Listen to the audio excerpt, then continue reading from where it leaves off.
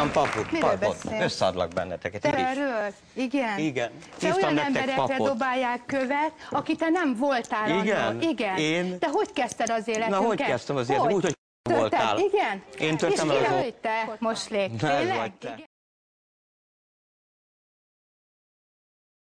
Azért és hívtál ennyire föl nem érdekeltek 46-szor. téged a gyerekeid. Azért hívtál éjszaka föl 46-szor. Fölhívtunk, igen. Akkor téged érdekelt a gyereket, hogy föl mondtuk, kellett? hogy megyünk oda, meg mit tudom, te meg gyertek így, meg úgy, meg menősködtél. Azt végül ott feküdtünk az ágyba, és nevettünk rajta. Van mondani valóm, van mondani.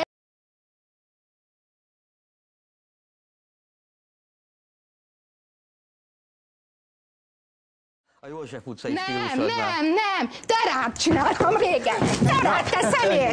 Te rád, rohadt feleséged volt akkor. Egy évig történt, igen. És én 15 éve normális ember vagyok. Csak sok süt, igen, te szemétláda.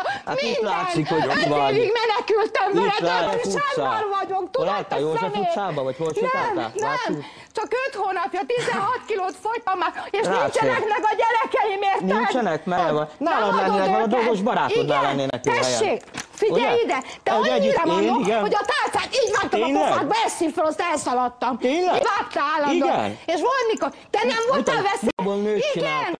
Volt rá egy utolsó csináltál belőle. Én meg Redorony! Igen! Egy évig volt feleséged is, tudja meg mindenki. Már volt felesége, érték ki. Ausztriában voltál, mindenki tudja szerintem, hogy ki tartott szemétláda.